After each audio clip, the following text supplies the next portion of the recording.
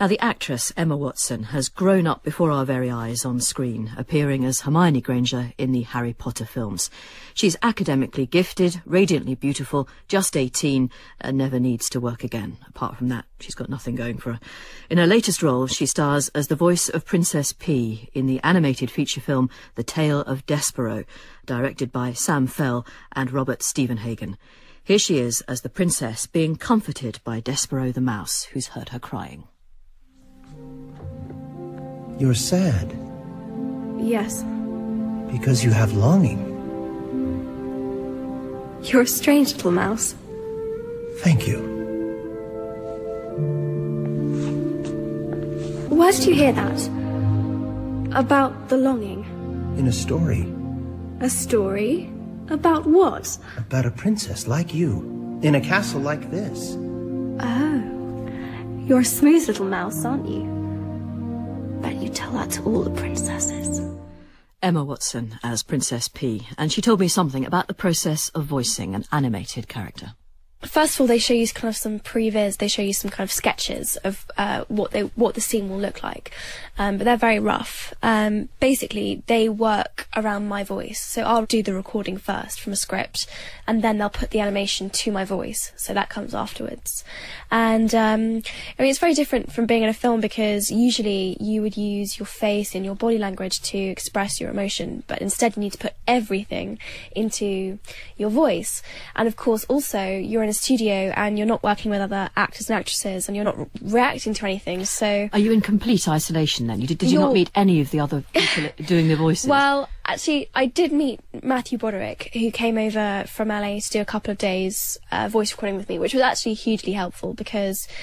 well, it just gives you something to respond to. You better explain. He's the voice of the little mouse. Sorry, Matthew Broderick, yes. He plays Despero, the little mouse, the main character.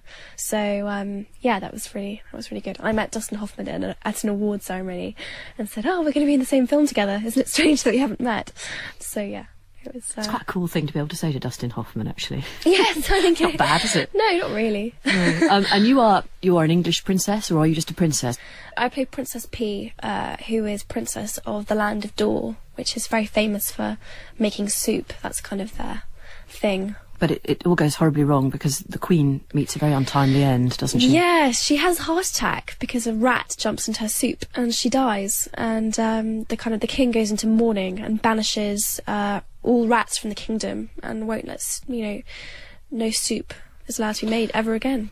It's really nice because it actually, the whole of the story turns out to be about forgiveness, really, and that sometimes people make mistakes and they do things without meaning to. That things go round in cycles and circles, and as long as you can kind of forget and forgive, then, things can get better again. There is a happy ending, though, isn't there? There is a very happy ending. Thank goodness. There is. So the children turns out can right in the end. Go and see this over Christmas and be assured of a happy ending. Oh, yeah. No, it's actually, it's got some very, very funny moments, and it's nice. I think it works on lots of different levels because it's told in a kind of narrative way. Sigourney Weaver is the narrator of the story, so you've got this kind of voiceover all the way over, so it has that kind of Aesop's fable kind of feel.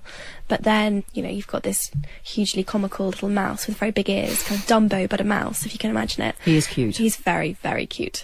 There's going to be a few cuddly toys sold on the strength of the mouse, yes, I think. there will, yeah. Definitely. Yours is a pretty extraordinary life, isn't it? You mentioned earlier that you'd come across Dustin Hoffman, as you do. Yes. Do you ever worry sometimes that the extraordinary first part of your life it has been so extraordinary that the rest of it just won't live up to it? I mean, where does someone like you go from here? I would be lying if I said that I didn't. Kind of wonder, wow, what am I going to do now? What am I going to do next? But at the same time, I mean, I'm excited. I will have been making Harry Potter films for over a decade when I finished. And, I'm going to university in September, and that will be another very big adventure. The incredible thing about being in the films is that it's given me so many choices and opportunities. Harry Potter is one thing in itself, and it's been incredibly successful, and they're wonderful films, but, there's so much more that I can explore as an actress. It's going to be quite tough for you to go to university on an equal footing with other people, I guess. Do you think? Yes and no. It's something that I've always done. I have always been coming in and out of school, and it's something that I feel really passionate about and something that I really want to do. And I think I'm, in the sense that I have a real thirst for knowledge and learning, and I really want to go and be part of a community at university. And What are you going to be studying? Well, at the moment I'm looking at universities both in the States and over here. If you go to America, you don't have to declare your major until your third or your fourth year. Right. Or your junior and your senior year, as they call it. But if you were here... But if I was here, I would study English literature. English. Is there one of the English greats that you think you could really do differently, that you'd be... So really many good of them at? have been stolen. So many of them have already been played. What, these awful women who've got there before you? Yes. How dare they? God damn them. No, I don't know. I'm sure I'll find something.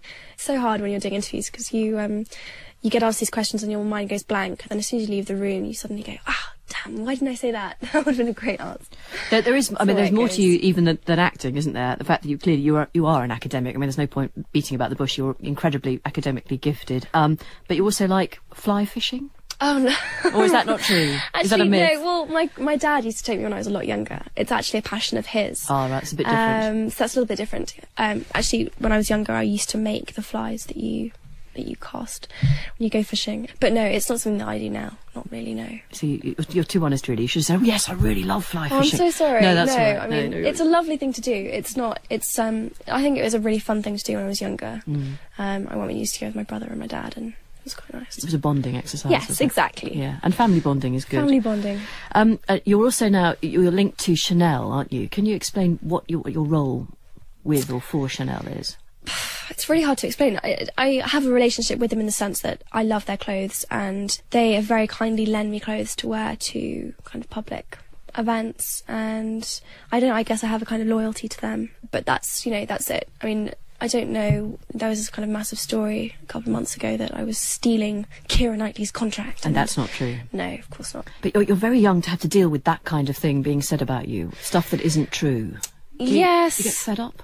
Yes, I do. I really do. I think it's not just for me that it's frustrating that people write things about me which aren't true, or that I haven't said, or that are just complete fantasy. But, it's disappointing that if I know that people write things about me which are based on so little truth, what can they write about other things? What can you believe when you pick up a newspaper or you read it? It's terrifying. Well, really. I guess as far as you're concerned, it's only going to get worse, actually, isn't it? Yeah. Actually, I mean, to be honest, I don't have a huge amount to complain about. I think the press have been very good to Dan, Rupert and I. I really don't have a lot to complain about. Well, to a degree, that's because you're somewhat protected by the Harry Potter brand, aren't you? Yeah, I think so. And I think also all of us, we'd quite like to be normal and want a normal life, and we don't court it or encourage it, really, unless it's a part of promoting the films or part of promoting a film that we are doing.